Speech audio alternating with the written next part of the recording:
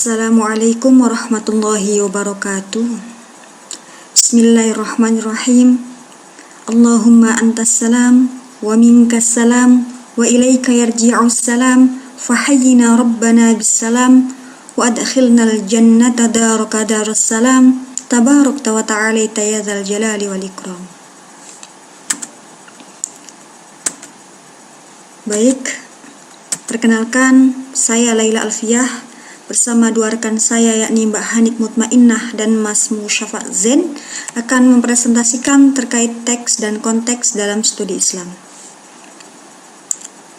Sebelumnya terima kasih kepada Bapak Profesor Dr. Haji Amin Syukur MA yang telah memberikan waktu untuk kami. Sebelumnya saya akan mengajak teman-teman berpikir sejenak. Manusia diciptakan oleh Allah Subhanahu wa Ta'ala dengan berbagai keistimewaan. Di antaranya manusia diciptakan dalam kondisi memiliki akal dan qalb atau hati. Akal dan hati manusia itu harus berjalan beriringan. Ketika akal berjalan sendiri, maka alhasil apa yang diproduksi oleh akal akan mengalami ketidakseimbangan. Akal manusia terus memikirkan, memproduksi ilmu pengetahuan, memajukan ilmu teknologi, dan membuat hal-hal yang mempermudah manusia. Jangan lupa bahwa akal selain dapat memberikan manfaat yang begitu banyak untuk manusia, juga dapat memberikan banyak madarat atau kerusakan bagi manusia. Akal hanya berpikir bagaimana memajukan peradaban, namun hati berpikir bagaimana kemudian mendapatkan manfaat yang baik dari apa yang diproduksi oleh akal.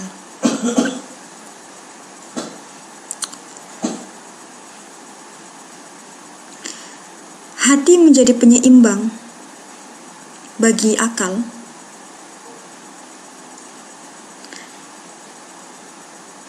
karena hati memiliki intuisi, sehingga hati dapat memilah mana yang baik dan mana yang tidak bagi kehidupan umat manusia. Agama, khususnya agama Islam, dalam hal ini menjadi wadah yang menyatukan antara hati dan pikiran.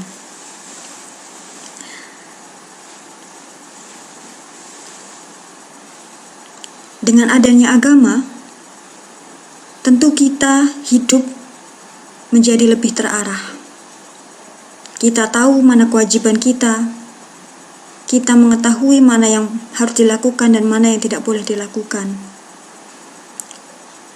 Dan yang paling penting, agama menunjukkan siapa zat yang menciptakan kita sehingga kita bisa hadir di bumi ini.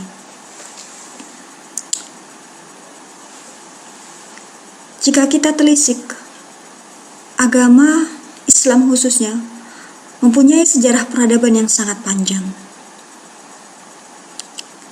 Agama Islam memiliki dua kitab sakral, yakni Al-Quran dan Al-Hadis. Yang mana kedua kitab itu tidak seorang pun diizinkan untuk merubah isi atau teks pada Al-Quran dan Hadis. Islam jika dikaji sebagai studi keilmuan, maka terbagi menjadi dua hal. Yang pertama, Islam dimaknai sebagai agama yang absolut atau agama yang mutlak, sehingga tidak satu pun yang dapat merubah agama ataupun merubah teks Al-Quran dan Hadis. Yang kedua, agama dimaknai sebagai sebuah ekspresi keagamaan atau lebih tepatnya rutinitas keagamaan, di mana setiap budaya dari masyarakat itu mempunyai hak untuk memberikan interpretasi aktivitas keagamaan.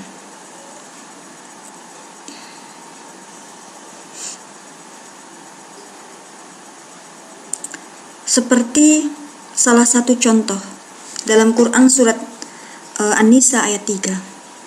A'udzu billahi minasyaitonir rajim. Bismillahirrahmanirrahim. Wa in khiftum alla tuqsitu fil yatama fankihu ma taba lakum minan nisa'i mathna wa thulatha wa ruba' fa in khiftum alla ta'dilu fawahidatan aw ma malakat aymanukum. Dan jika kamu takut tidak akan dapat berlaku adil terhadap hak-hak perempuan yang yatim bila mana kamu mengawininya, maka kawinilah wanita-wanita lain yang kamu senangi 2, 3, atau 4. Kemudian, jika kamu takut tidak akan dapat berlaku adil, maka kawinilah seorang saja atau budak-budak yang kamu miliki. Yang demikian itu adalah lebih dekat kepada tidak berbuat aniaya. Dalam Quran surat An-Nisa ayat 3 di sini ada dua golongan yang saya contohkan. Satu golongan yang pro terhadap poligami mengatakan ayat ini, Quran surat An-Nisa ayat 3 merupakan ayat yang memperbolehkan terhadap poligami. Bahkan lebih jauh, ayat ini merupakan ayat yang menganjurkan untuk berpoligami. Itu penafsiran yang muncul dari melihat teksnya saja. Kemudian golongan yang kedua yang menghadirkan konteks mengatakan ayat tersebut merupakan ayat yang ketika dirujuk pada konteksnya adalah ayat yang sejatinya mengangkat derajat anak-anak yatim. Jadi ayat ini berusaha untuk melindungi anak-anak yatim dengan cara menikahi, agar anak-anak yatim tersebut dapat dijamin kehidupannya. Lebih jauh lagi, tinjauan dalam segi sosial historis mengatakan ketika ayat ini turun, peradaban Arab pada masa itu, sebelum Rasulullah datang pada masa jahiliyah, itu punya semacam tradisi menikahi perempuan puluhan bahkan ratusan.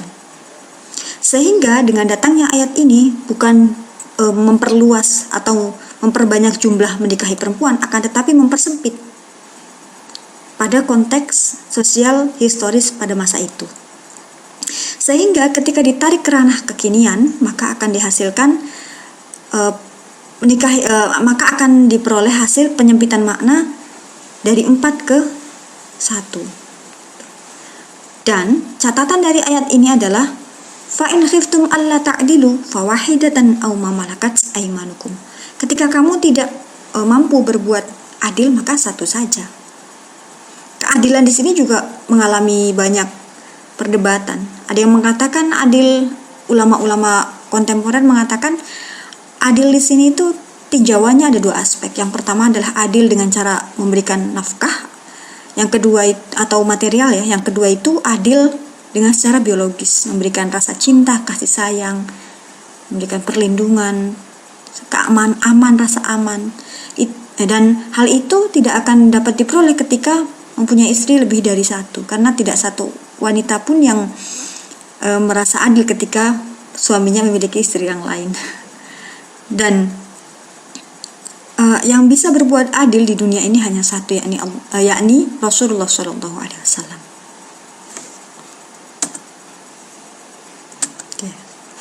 Berangkat dari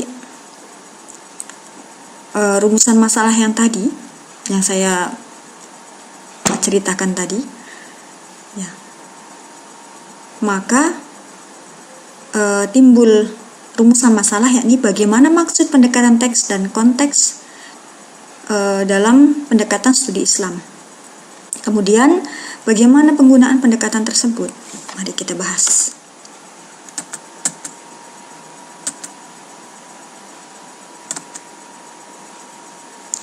Pendekatan studi Islam. Oke. Berbicara mengenai studi Islam, mari kita bahas dulu studi Islam itu apa sih sebenarnya. Studi Islam atau Islamic Studies merupakan upaya mempelajari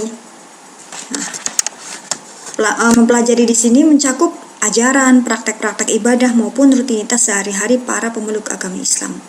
Dalam bahasa Arab biasa disebut dengan dirosat al-Islamiyah. Kemudian Islam yang dijadikan sebagai objek studi itu terbagi menjadi dua. Yang pertama, Islam sebagai doktrin, dan yang kedua, Islam sebagai ilmu atau scientific.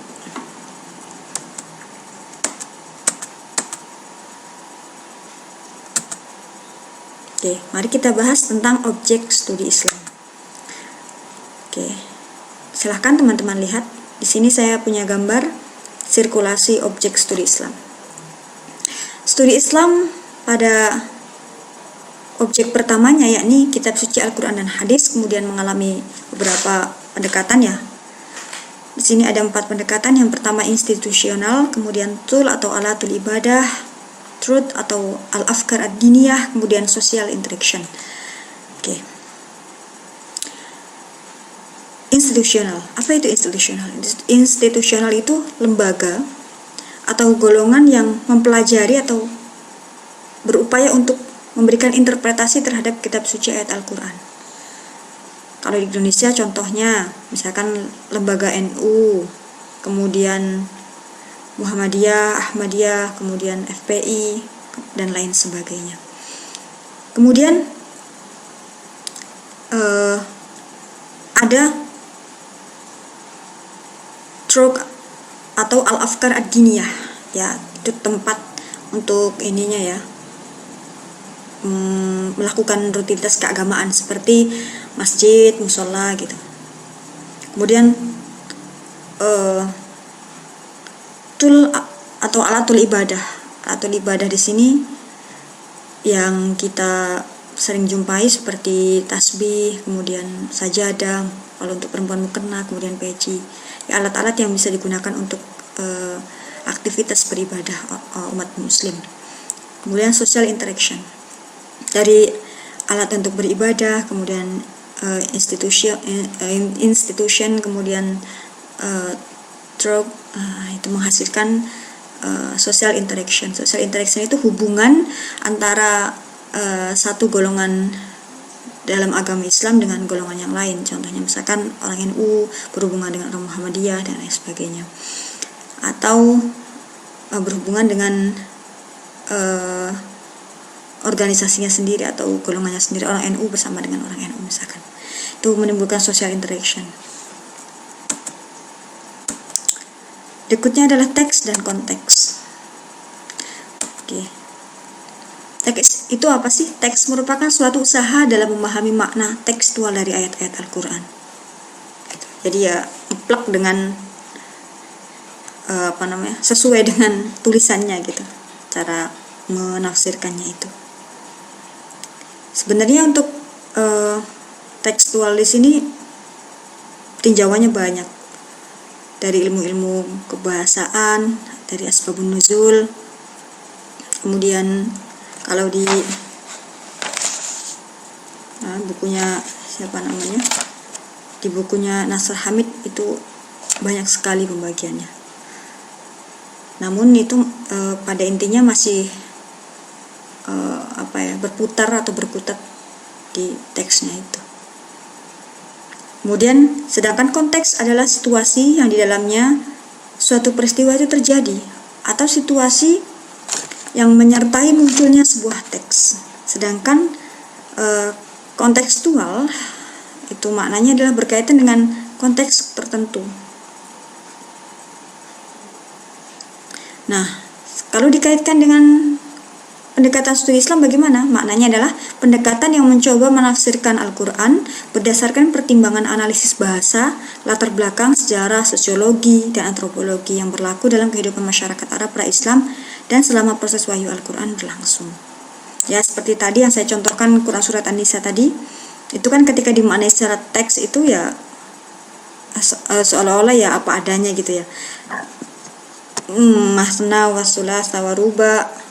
Kalau dalam teksnya itu ya yang dibahas itu wawunya di situ wawu apa, wawu atof atau wawu ma'iyah dan lain sebagainya. Pada intinya ya tidak merubah sedikit pun makna letterleknya, Tapi kalau konteks itu kan karena ditelisik dalam segi sejarahnya, sejarah turun ayatnya ternyata untuk anak-anak yatim, perlindungan terhadap anak-anak yatim, kemudian sosial budayanya di situ ternyata masyarakat Arab biasa menikahi perempuan yang begitu banyak sehingga dipersempit. Itu kan berarti maknanya lebih ke mengangkat derajat seorang perempuan. Nah, itu salah satu contohnya.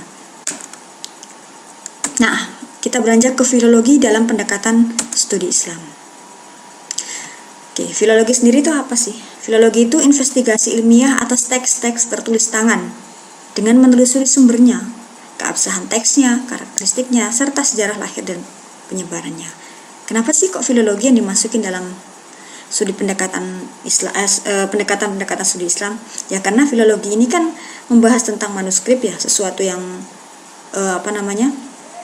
berupa teks gitu ya, warisan peradaban sebelumnya. Itu karena filologi di sini memang betul menyumbang atau memberikan kontribusi terhadap peradaban keilmuan Islam atau studi Islam. Karena dengan memunculkan teks-teks yang sudah lama kemudian dibaca kembali pada masa ini kan memberikan warna, memberikan inovasi gitu, memberikan keilmuan yang dulu pernah dipelajari akhirnya dipelajari lagi, seperti itu. Itu pemaknaan sempit ya, nanti pemaknaan lebih luasnya kita bahas satu persatu. Oke, mari kita bahas tentang teori, metode, dan alur filologi. Teori dan metode yang digunakan oleh filologi itu merupakan teori atau metode kritik teks. Apa sih yang disebut dengan metode kritik teks? Ya, ini upaya mengembalikan teks sedekat mungkin dengan bentuk pertama yang dihasilkan oleh pengarangnya atau autograf.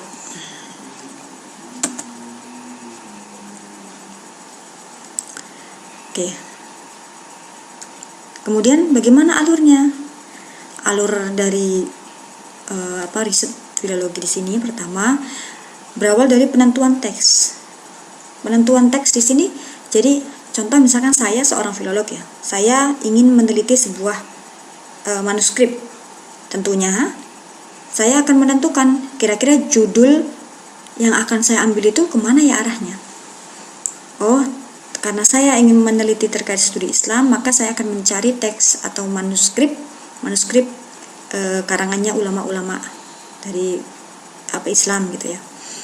Ketika sudah ditemukan, maka ketika judulnya sudah ditentukan, misalkan dari tafsir, kan udah ketentuan ulamanya ulama dari Islam gitu. Kemudian ditentukan coraknya, seperti tafsir atau kitab tauhid atau fikih gitu, atau pengobatan tradisional ala Islam dan lain sebagainya. Setelah ditentukan, lanjut yang kedua, yaitu inventarisasi naskah tulisan tangan, yakni menelusuri dan mencatat keberadaan naskah yang memuat salinan dari teks yang akan dikaji. Adapun cara inventarisasi naskah bisa melalui katalog naskah, buku yang menjelaskan naskah terkait, jurnal, artikel, dan lain sebagainya. Kebetulan ini saya pernah ikut menelusuri salah satu manuskrip di Al-Azhar. Lebih tepatnya saya menemani suami saya. Di sana kita mencari inventarisasi. Ternyata dapatnya itu dari katalog. Ada katalog di Maktabah Al-Azhar, ada katalognya. Terus kita lihat di katalog, ternyata ada salah satu judul yang bagus, yang menarik. Kemudian kita kaji dan kita dapat kasetnya. Untuk barangkali untuk penelitian berikutnya. Kemudian yang ketiga ada deskripsi naskah, yakni melakukan identifikasi baik terhadap kondisi fisik naskah, kemudian identitas kepengarangan, dan penyalinan dengan tujuan memperoleh deskripsi teks secara utuh. Ya, kan tadi judulnya udah ditentuin, kemudian dilihat, ternyata di katalog ada, kemudian baru mendeskripsikan naskah, ya kan udah dapat naskahnya, baru dibuka kan dan identifikasi. Bagaimana kondisi naskahnya, masih layak untuk dibacakah atau hurufnya sudah pada hilangkah, kemudian pengarangnya masih kelihatan apa enggak, atau jangan-jangan nggak ada pengarangnya. Kemudian penyalinan itu ya biasanya karena kondisi teksnya itu sudah tidak begitu bagus sehingga tidak begitu terbaca, sehingga perlu disalin biar bisa dibaca. Kemudian keempat itu perbandingan fisik naskah dan teks. Yang kelima, penyuntingan teks atau membuat salinan edisi yang dapat dibaca dan dipahami isinya sehingga dapat diambil manfaat keilmuan yang terdapat dalam teks tersebut. Disunting ya.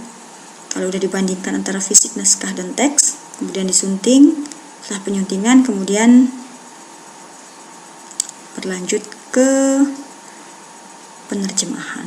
Kalau teksnya misalkan bahasa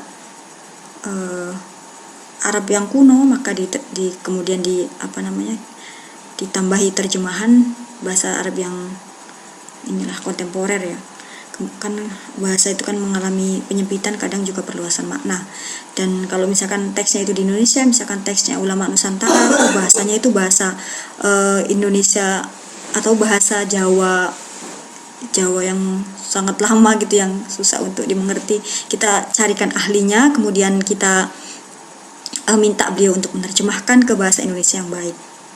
Kemudian yang ketujuh adalah analisis isi, atau dengan kata lain menelaah teks dan konteks sesuai perspektif yang digunakan oleh peneliti. Oke, demikian itu yang dapat saya sampaikan. Selebihnya saya mohon maaf.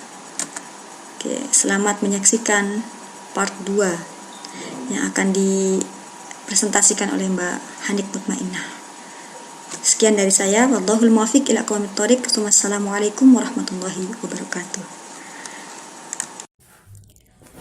Assalamualaikum warahmatullahi wabarakatuh. Melanjutkan penjelasan dari Saudari Alfi tentang bagaimana memahami teks dan konteks dalam studi Islam. Salah satunya yaitu menggunakan pendekatan semantik. Kata semantik itu berasal dari bahasa Yunani, yaitu senantikos, yang artinya memaknai. Dalam kajian semantik, yaitu menekankan pada aspek bahasa. Maka dalam studi Islam yang menggunakan pendekatan semantik sama artinya dengan menekankan pada unsur bahasa yang dalam bahasa Arab disebut lugawi. Semantik itu sendiri bisa digunakan untuk memahami kontekstualitas teks untuk menghasilkan sebuah makna. Pendekatan semantik bisa diaplikasikan dalam mengkaji Al-Quran karena Al-Quran itu sendiri berwujud sebuah teks yang tersusun dari kata, frase, dan lain sebagainya. Pendekatan selanjutnya yaitu bisa menggunakan dengan pendekatan semiotik. Semiotik juga berasal dari bahasa Yunani yaitu semion yang berarti tanda. Semiotik adalah ilmu bahasa yang membahas tentang hubungan antara tanda berdasarkan kode-kode tertentu. Semiotik diketahui sebagai 1. Adalah sebuah tanda, 2. Tanda yang terdiri dari teks bahasa, fenomena sosial, maupun fenomena budaya. Yang ketiga, yaitu sebagai tanda yang berkaitan erat dengan proses komunikasi. Yang keempat adalah tanda sebagai mitos. Pendekatan selanjutnya yaitu bisa menggunakan pendekatan hermeneutik. Hermeneutik berasal dari bahasa Yunani yaitu hermenion yang berarti mengartikan atau menafsirkan. Hermeneutik itu menunjukkan ajaran tentang aturan yang harus diikuti dalam menafsirkan dalam sebuah teks masa lampau. Dalam studi Islam, hermeneutik biasanya dipahami sebagai bentuk ilmu tafsir yang mendalam dan bercorak filosofis.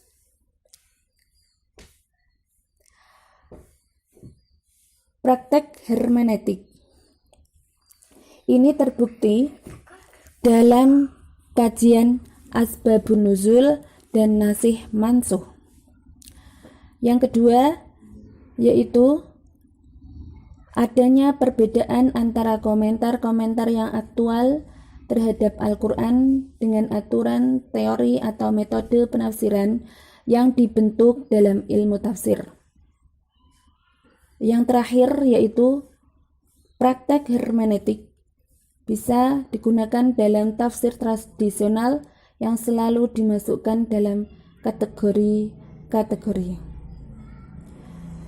Selanjutnya, presentasi akan dilanjutkan oleh Saudara Musyafa. Assalamualaikum warahmatullahi wabarakatuh. Terima kasih atas waktunya.